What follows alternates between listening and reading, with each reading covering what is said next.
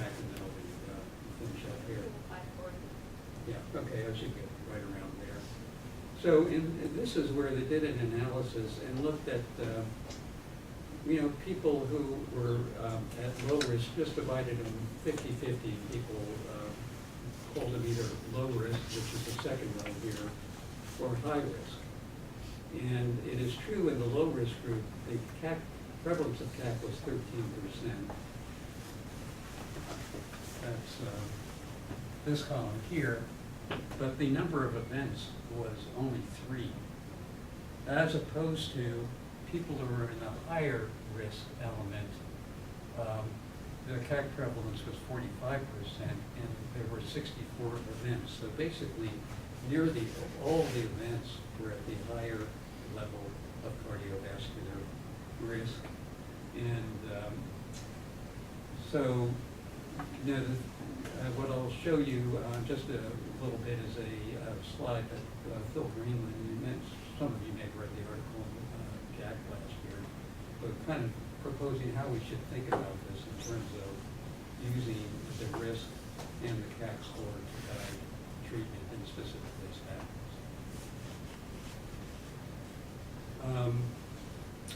So this is just a summary of what I've said, and I will go into this idea of what kind of strategies we might develop in just a moment.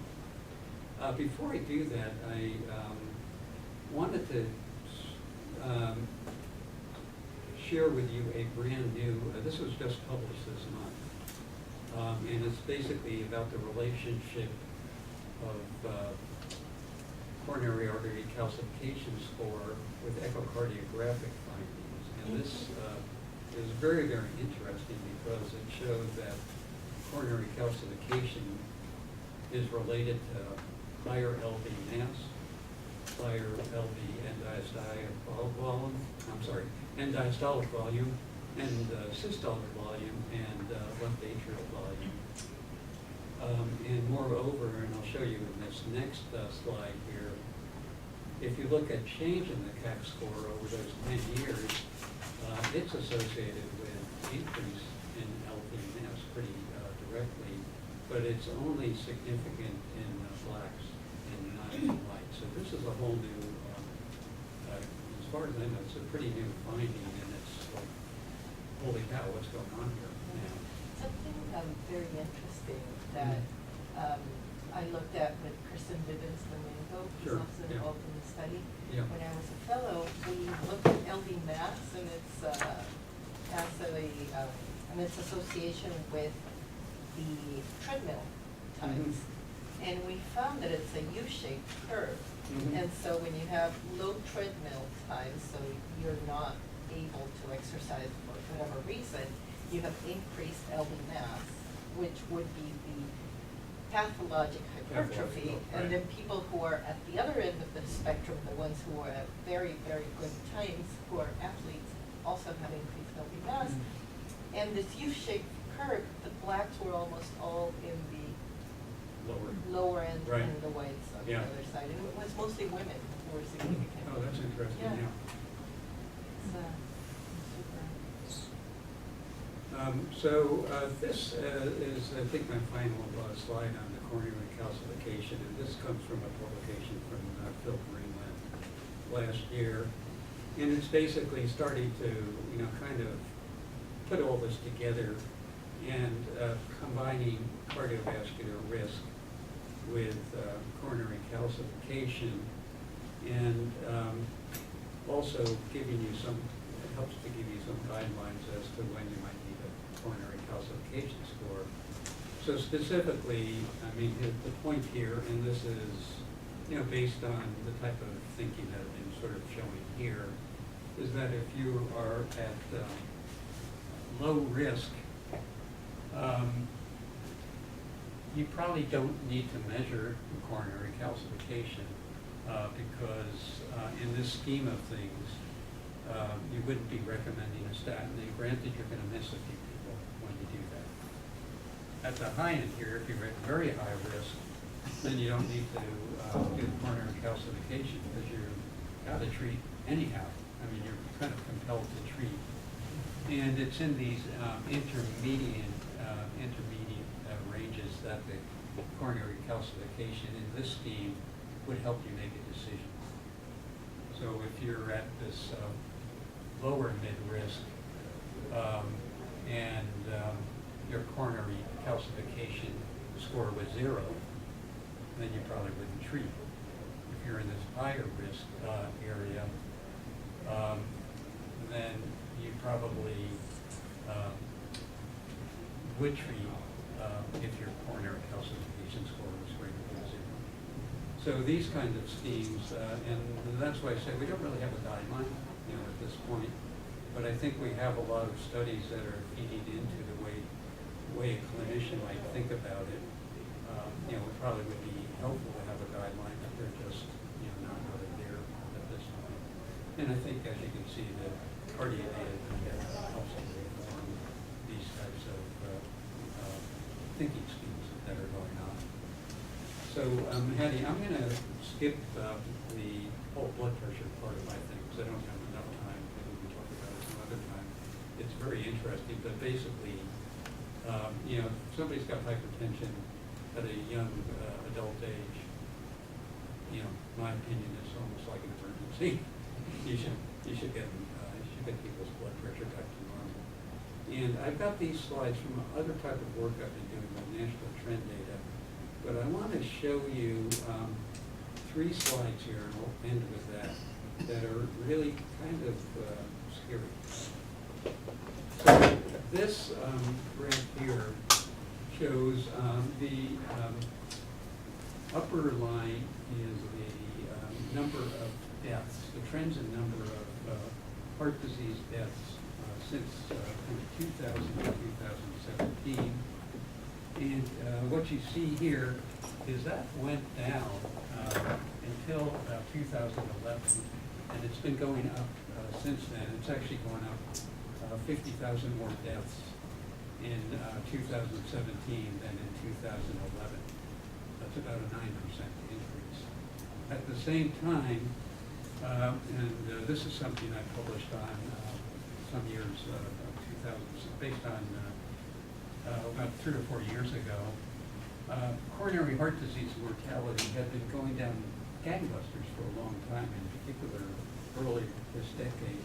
And then something happened around 2011, and it's been creeping down ever since then.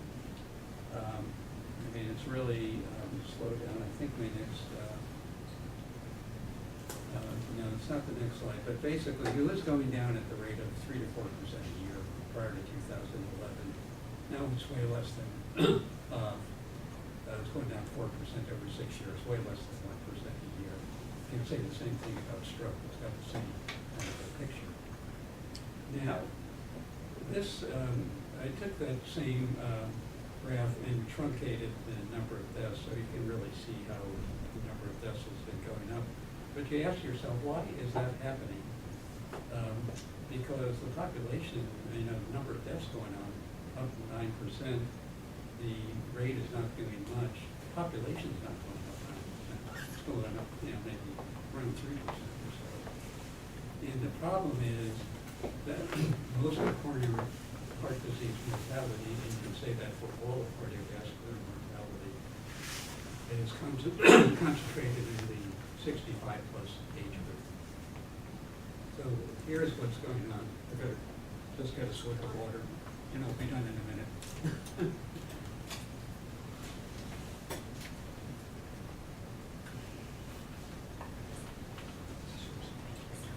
So this should be 2011 to 2016. It's a 5-year period during which the general population went up 3.5%. The geriatric population went up 19%.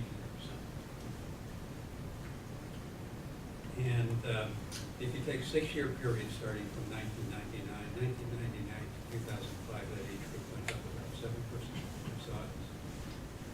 Next 6 years, 13%. Up to 2017, 23%, that 6-year period. And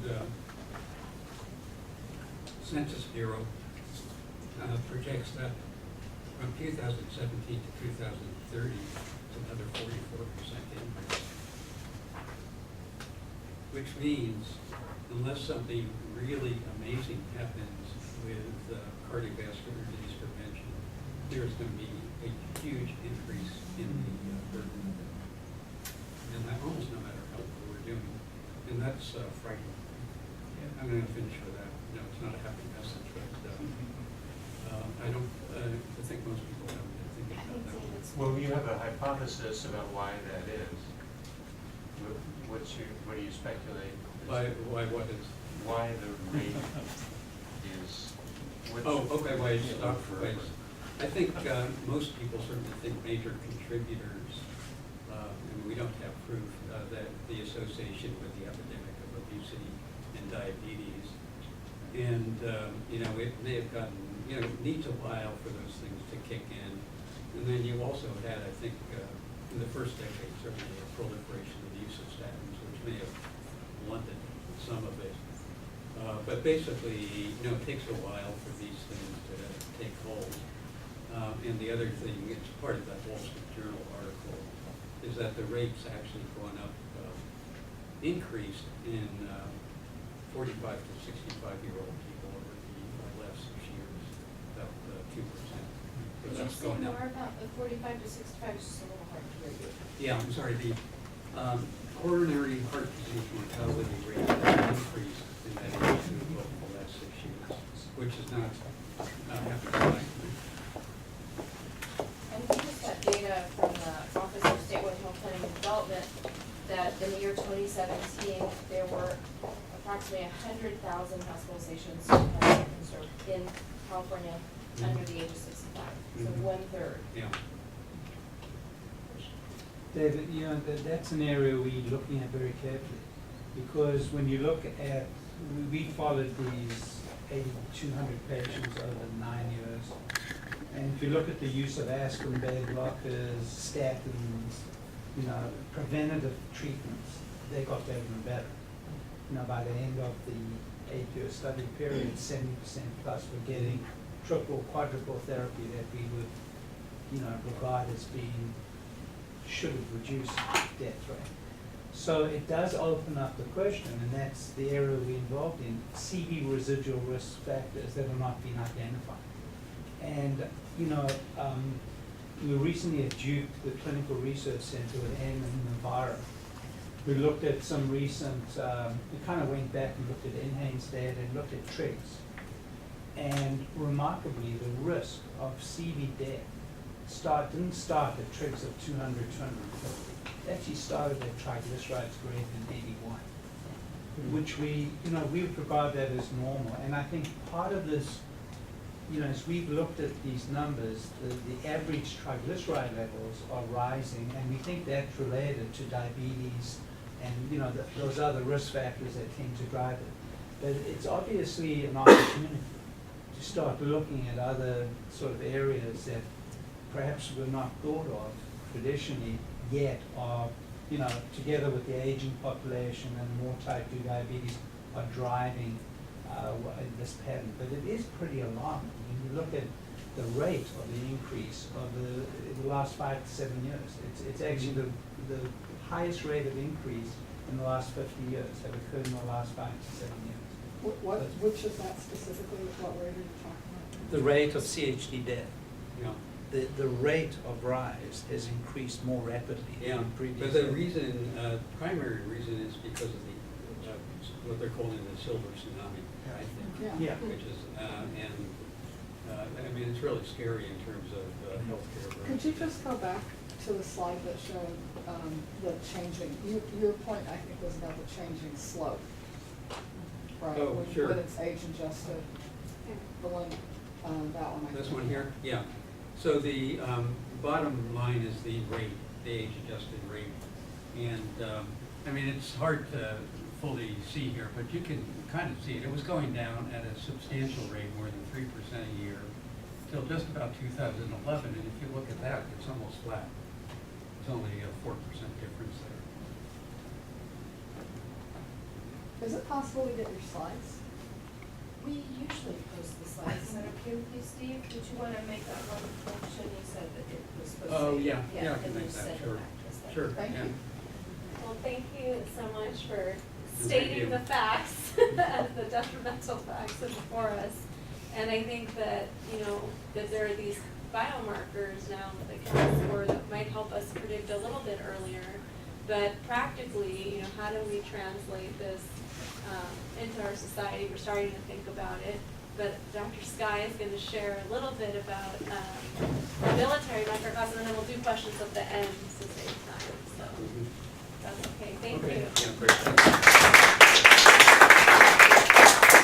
Maybe we can have you back for a separate talk on the blood pressure issues.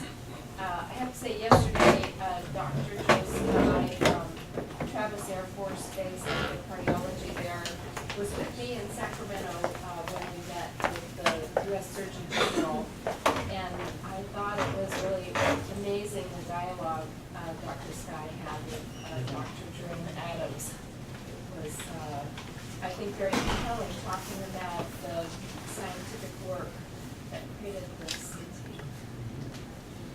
So I get to tell the story of the use of coronary calcium in pilots, and it's an interesting story. I like Dr. Long stepped out for a second, but I liked his quote about sometimes the difference between 0 and 10 is binary. It's yes or no. So I may not focus on numbers as much as I'm going to focus on concepts and telling a story.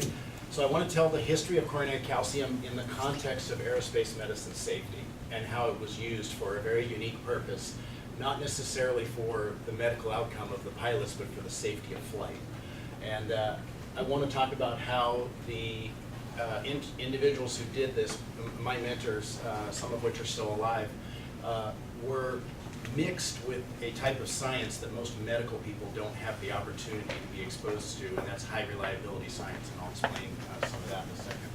And then how that led to clinical prevention through a non-traditional route. In other words, not through randomized blinded trials, but through registries, if you will, or we call them occupational working groups, where we kept track of our aviators. The most important disclosure I have is that I'm here as an individual. I'm not speaking on behalf of the Air Force or the Department of Defense. And then I do work for Boston Heart and Blue Zones. So, to give you a perspective of the challenge that was faced in how we make flights safe, it's illustrative to go back to World War I and realize that at the time, most pilots were infantrymen that had failed at being infantrymen. And we saw that happen again when drones came out and we were writing the standards for the FAA on medical standards. Except for then, it wasn't infantrymen that had failed, it was now pilots that had failed. You can go fly a drone. So the infantrymen that had failed out were allowed to go fly planes. And that led to an interesting observation when they started looking at the deaths, was that the individual was the highest risk of failure, not the enemy shooting them down or not the mechanical failures. And this soon led to medical standards and a very robust effort to screen. And yet, at the time, that was the state of the art. We now look back at that and we call those primitive standards. And what I mean by that is you could screen for a condition and you did serial screening, but you weren't proactively trying to make those screening standards, the individuals being screened to try and make them healthier for a longer period of time. That changed when the School of Aerospace Medicine was created in San Antonio, Texas, as part of the space program. And the challenge when John F. Kennedy dedicated the school was to create a way to study and find out the maximum of human performance to fix the safety of military flight, and at that time to figure out how we could find people healthy enough to go into space. Just as an interesting note, this was his last official duty before he flew to Dallas the next day, was to dedicate the School of Aerospace Medicine. And his speech is available online, and in there he points out to the political environment of the day that many thought this was a waste of money to spend all this on the astronauts and the space program, but that he predicted that all of mankind would benefit from the science that we would discover. A few years later, another study similar to the one from World War I, where we had shown that the human factor was the most important. Fast forward to the 1960s, and by that time the data that was analyzed and published in 1971 showed that when you looked at incapacitation of airline pilots, the heart was now the focus, because we did not have good tools to predict cardiac events. And in fact, that was now becoming the more important cause of aircraft mishaps, because at that time planes were becoming safer, which I'll explain in a second. So, unfortunately, that's cutting off a little bit. It's this is at Edwards Air Force Base. So I want to make an observation with a little bit of humor that these are guys testing parachutes. And most of us would think you shouldn't test parachutes. Did they ever do double-blind studies? Well, you're reading ahead. So I apologize. I've been in audiences where people shown this slide with a little bit of humor, that there are no randomized controlled parachute testing studies. And for those of us in the room that think we need to be strict adherents to blinded randomized controlled trials, I have a proposal for you. Let's form that study and let you be the subjects, with crossover, of course. So, on a serious note, how cool is this? These guys were my patients for a year. I was lucky enough to be a flight surgeon at Edwards Air Force Base, and I got to learn how they actually test parachutes. And there is no blinding of anything. They know if they're jumping with a fabric that's lighter than last year's model, or if they're being asked to delay opening the chute for another 20 seconds. But they take all the efforts that they can to be aware of the fact that there's bias. There's video cameras on everyone's head, everybody has audio, it's analyzed. If there's any doubt that somebody might have been biased, that maybe Joe didn't like a particular design, they'll retest it. And in fact, everything that is associated with military aviation, and for that matter, commercial aviation, as is tested at the 418th Flight Test Squadron at Edwards, is studied that way. Everything from airplane design to brakes to engine speeds at takeoff, everything is unblinded. And it's that type of science that we call high reliability science, where we operate in conditions where we can't or shouldn't blind, or we shouldn't necessarily wait until we can form prospective trials. We believe that we have to work with the data we have in an open forum with the expert opinions and the experts that we have. And so we work to make things safer. And just to give you a quick example, some of you may remember in the spring of 2018, there was a turbine blade explosion that caused a death.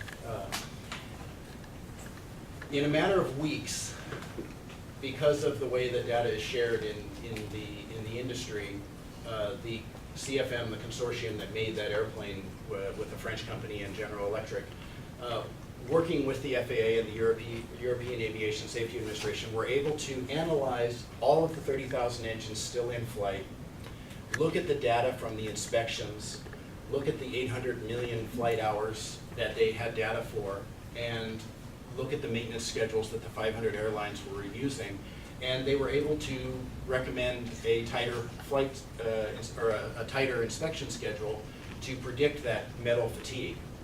And most of the time, that's all happening behind the scenes without a major event happening. And this art of high reliability science is something that every once in a while, people who don't do that get exposed to it. And let me tell you how that happened. At Brooks Air Force Base in the 1970s, when the idea that there was a need to develop better testing for hearts, the doctors that were there at the School of Aerospace Medicine, guess who their bosses were? The pilots that were running the high reliability science programs. And at the time, they had just achieved success rates that were phenomenal. In 1959, there were 40 deaths for every million takeoffs in commercial aviation. By 1969, it was 2. And now the rate is now 0.1. And so this type of high reliability science, many experts argue, has substantially beaten the mechanism, or the methods that we use in the field of medicine, where we wait until we have the blinded trials and all that. So the challenge that was faced was, we need to determine a risk, and I'll explain where the 1% comes in a second. The average military pilot is in the service for 10 to 20 years, and the rates that were concerning needed to be determined, and then predicting the safe annual event rates. So there are entire chapters in aeromedical textbooks on this subject, and there's published articles. So we will cover this in about 2 minutes. The opinion that was quickly achieved or arrived at as a group was that the human should be no more dangerous than the airplanes of the time. And so to achieve that, the human had to be less than 1 in 10 to the 7th for fatal accidents. And the medical incapacitation was only about 10% of failures, as we now know from more recent safety achievements. Crew resource management, talking to each other and sorting out problems when there's something going wrong was a big factor. But the medical incapacitation was important. But then, because it's such an interesting thing, if someone becomes incapacitated because they're having a medical emergency, a very surprising situation arises. The co-pilot has to recognize that, and the success of recognizing that and successfully taking over is 1 in 100 by simulator models. And so they needed to build that factor into it. Thankfully, incapacitation only occurs randomly, so it doesn't always occur at the risky stages of flight, usually takeoffs and landings. And therefore, when all of this was taken into consideration, an incapacitation rate of 1 per million, or an annual rate of 1% was what was derived at. And that number has stuck now for decades. There's even an article this year about how we might be able to change that, because we now have automated software that might be able to take over in the event. But the other important thing to point out is that even with the healthiest pilots, there was no way to achieve this without 2 pilots. And so to this day, commercial airlines always have 2 pilots, just because even as Dr. Sidney's data shows, even the very, very young have events. Okay, so this science that had been applied to making the airplanes safer was forced on the doctors at Brooks Air Force Base. And when the article came out in 1971 about the need to develop advanced coronary, sorry this slide is so small, immediately the School of Aerospace Medicine started a registry or an occupational working group where anyone who needed an occupational cath because of a question, usually it was an abnormal ECG, they'd had a chest pain admission, something, that was, every single one was logged, and the results are there. And everyone was followed for 2, 5, 10, and 15 years, even if they separated from the military looking for major adverse events. Everyone who had angiography had, at the initiation of the angiography, it was the early use of coronary calcium was simply whether or not the operator saw calcium pre-injection. And so we now know that correlates roughly to a score of around 100, a little bit more maybe, depending on the sensitivity of the eyes of the operator. But in any case, the problem that you have in asymptomatic individuals, when I joined the staff of the School of Aerospace Medicine, I never imagined that you would do a treadmill for 20 minutes. And the individual is saying, are we going to stop? And this wasn't even a Bruce protocol. We actually had our own protocol to ramp up faster and to higher altitude, or higher incline. But in any case, non-invasive testing, none of the tests were good, but the coronary calcium had become the best that we had. And just to tell you the history, we started using it for all pilots after the analysis of the original 1400, where everyone got angiography. We had enough good data using the non-invasive test by the late 80s to be able to, or I'm sorry, by 1996, and for Jim's sake, we started doing the calcium as the documented part of the of angiography in 1982.